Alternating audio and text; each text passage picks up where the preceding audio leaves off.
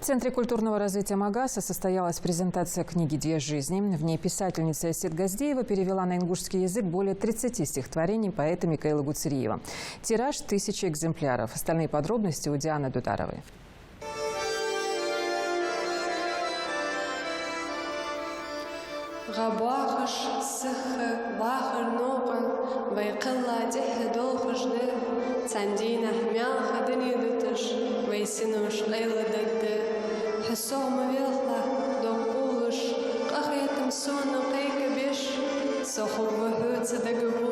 Стихотворения известного поэта и предпринимателя Микаила Гуцериева впервые для него самого звучат на родном ингушском языке. «Мама», «Возвращение», «Мальчик Задира», «Желтые очки». Переводчик Эссет Газдиева из сотен произведений выбрала те, что лично ее брали за душу. Сегодня произведения автора читают студенты Ингушского госуниверситета.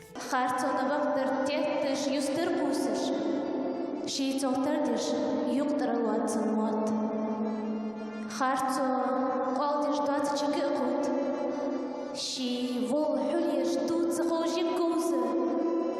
Бакдар кисаж дос садит тут. Эсэлчин до ашта камаши юза.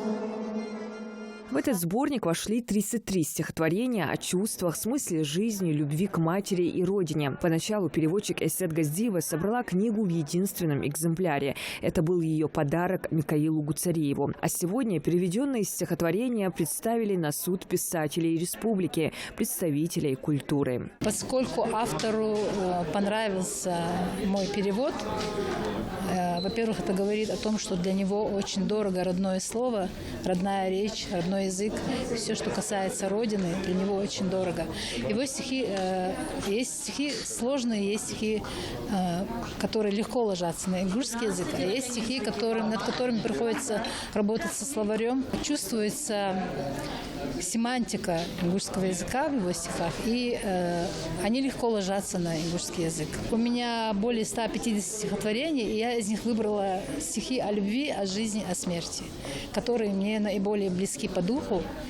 И я решила, что они близки по менталитету каждому ингушу. Заслуженный деятель культуры республики, член Союза писателей России Эссет Газдиева начала писать в 10 лет. Дважды становилась победителем конкурса «Золотое перо» в 2001 и 2004 годах. Сборник стихов Микаила Гуцериева, переведенный на ингушский язык, это 20-я юбилейная работа писательницы. Качество перевода сложных авторских текстов на родной язык оценил председатель Союза писателей Ингушетии Хаваш Накостоев. Тексты Гуцериева отмечены многозначностью выражений.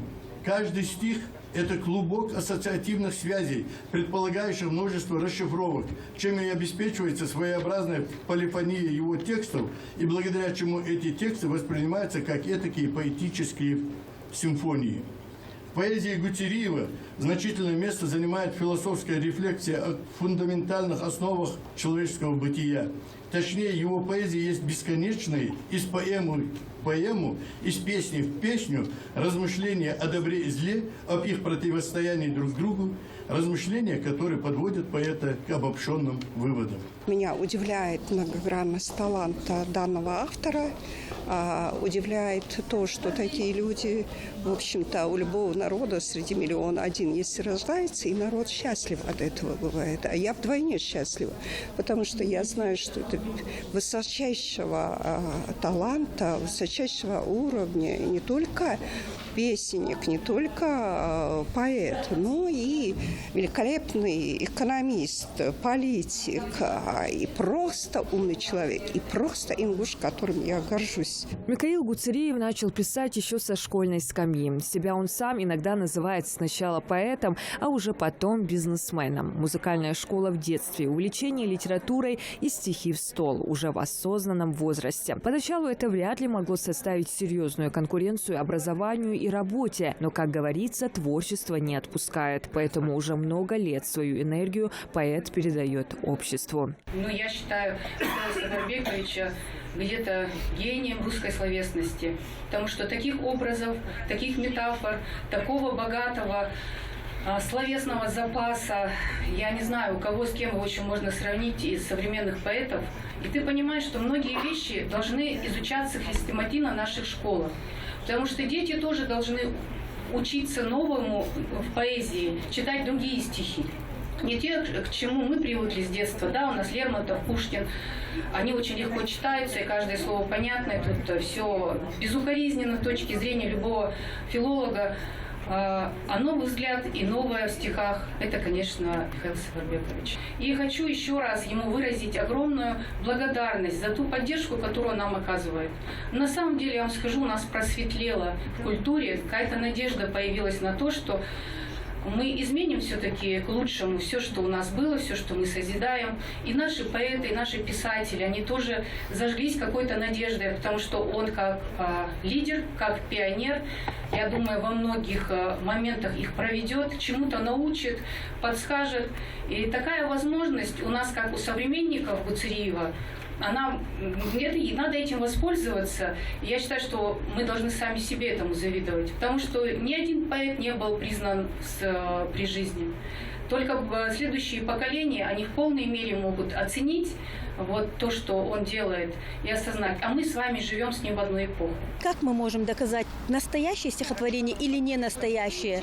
Поэзия – это не теорема, тут прямого доказательства мы никак не приводим, но по своим ощущениям, по эмоциям, которые у нас вот здесь вот возникают, вот по этим вот свойствам мы можем сказать, да, вот это вот поэзия. Я, честно говоря, вот под впечатлением услышанного, и даже вот хотелось бы сказать Михаилу Гуцериеву крокодиловая схватка, крокодиловая строчка, крокодиловая рифма, крокодиловый поэт. То есть действительно это поэт со своей правдой, это поэт со своей истиной. И сегодня полный зал сидит. И меня очень радует, как поэта, что пришел полный зал людей послушать стихи. Стихи Михаила Гуцериева не только читают, на них пишут музыку. Такие композиции неоднократно становились лауреатами различных музыкальных премий и фестивалей. С 2012 года они 101 раз прозвучали на «Песне года», 73 получили премию «Шансон года», 10 раз «Золотой граммофон». Сам автор много раз признавался поэтом года, неоднократный лауреат и победитель авторитетных литературных премий, в том числе Российского союза писателей. Некоторые песни под его авторством также были показаны зрителям.